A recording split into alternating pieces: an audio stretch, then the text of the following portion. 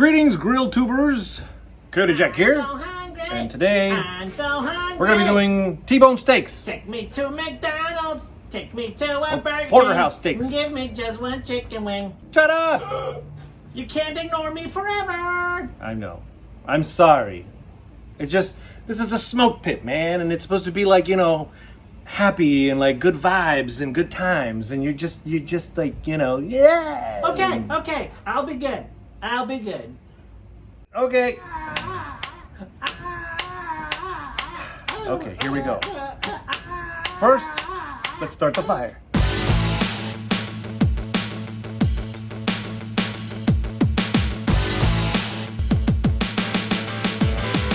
I have this. It's a chimney starter. This is from CharGriller Grills. I bought a new one, but it's not here yet. This one is rusted, but it works. What it does is you put your charcoal in here, and then you light it from the bottom, and then when it's all done, you boom, and then it all falls out, and it's awesome. I don't use lighter fluid because that's gross. And that's what we're gonna be doing is the steaks with charcoal today. So let's fill it up. Some people light the chimney with newspaper, or you can get butcher paper and put some oil on it and put that and ball it up inside there. Bumble it. Ball it up. Don't use lighter fluid and a chimney, because then it's just a stack of death. I like to use these little chips, the little cubes.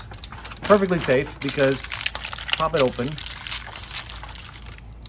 and then you put it on there and you light it, and then it lights the charcoal, and then this just disintegrates into nothing. And by the time that the charcoal, the fire has gone all the way up, and then it's all ashen, ready to go, and it's nice briquettes that are ready to cook on, those have been done for a long time.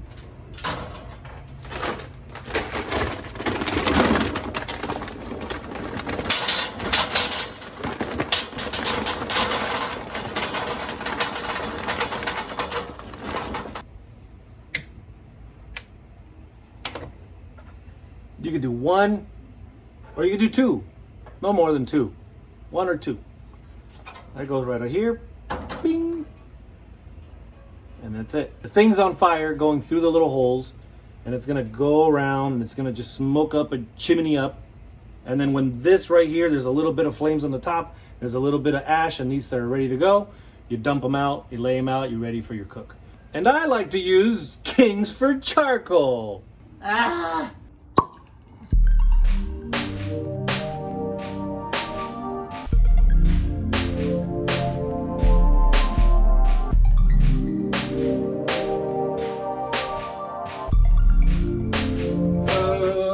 Okay, so now let's go make some steaks.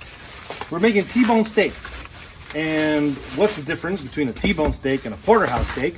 They're different cuts. That's all it is. I got these at Sam's Club. These are pretty thick. If you look, this is a T-bone steak. T-bone. This side here is what you would call a New York strip if you order it at a restaurant. This side here is the filet mignon side. Filet mignon. If the filet mignon side is thicker than another steak, so for example, this would be considered a porterhouse, this would be considered just a regular T-bone steak. And the way that happens is because this is cut from one piece, and they just keep cutting and keep cutting and keep cutting. So when you get from the one side, you have the thicker meat. When you get to the smaller side, you have the littler meat, but it's still the same thing.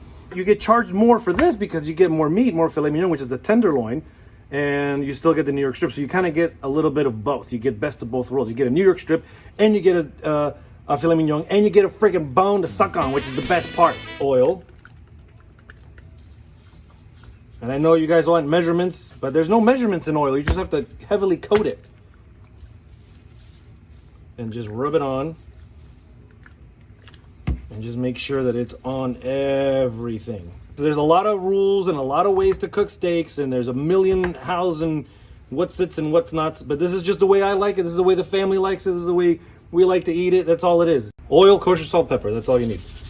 And we're gonna put it on. And then the other side.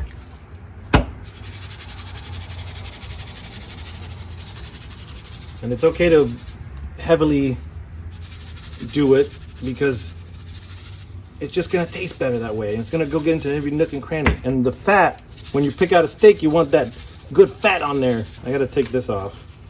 Broke a glove. Trash. peppercorn medley if it's a good one. A little grinder so it's fresh. And just a little bit.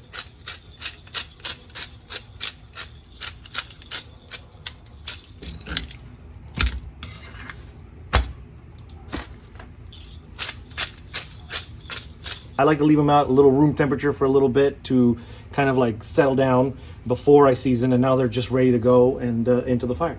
Man, it's dark. Safety first.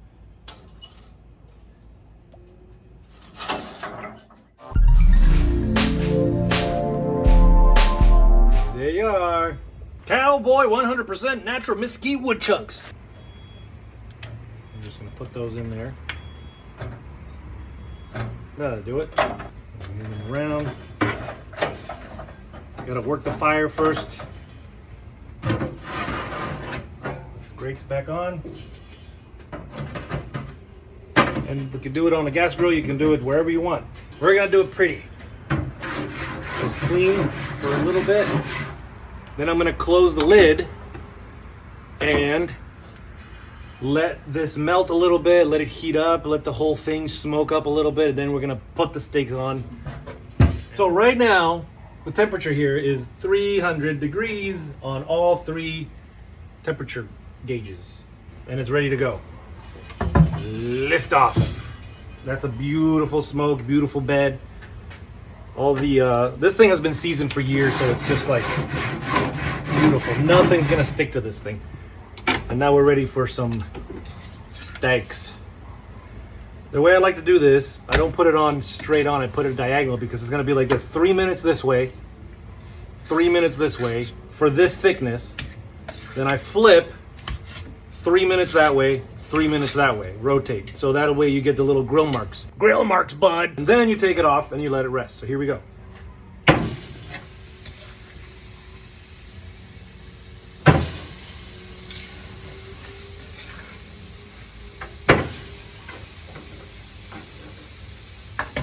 This is optional, okay? I have a skillet with a little bit of butter.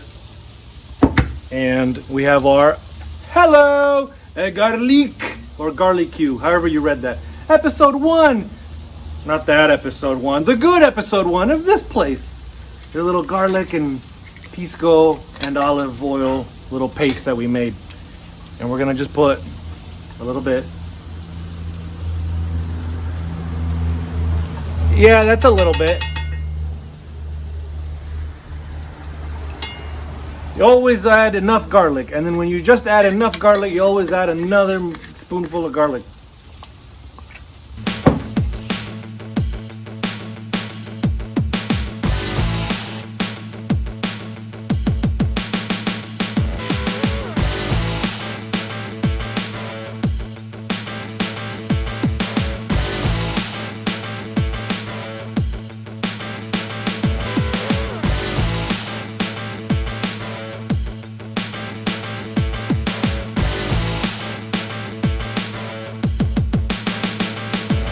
That was fun.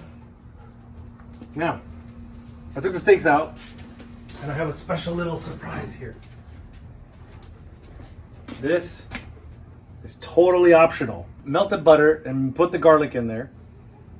And now I'm going to drizzle just a little bit. And that's it, just a little drizzle. 3 minutes, 3 minutes, 3 minutes, 3 minutes. Now we're gonna let them rest for 5 minutes. We're just gonna let them rest. So what's going on right now is that they're still cooking inside. They're still settling down. Some grill marks are better than the other because the working with charcoal is different than propane. Propane and propane accessories at Buy and Right. Because the charcoal tends to move in different places, little heat spots, blah blah blah. But the thing about the gas grill is that you have flare-ups and you have to be really careful. And I noticed when I was doing the steaks that one part of one of the wood pieces caught a little bit more fire, so I had to move them to another location, and I shifted the one that was thicker to another place. So you kind of have to watch it. It's all, how you do it. You have to know your grill, you have to know your meat, you have to know what you like, you have to know everything about it. It's all depends on what you like. Okay, folks, it's time to eat.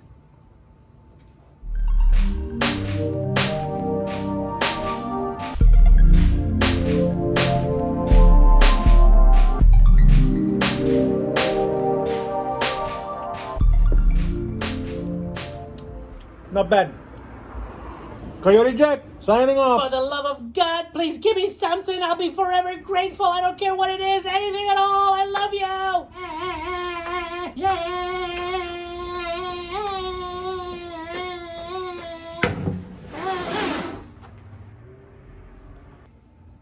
Where's the fillet?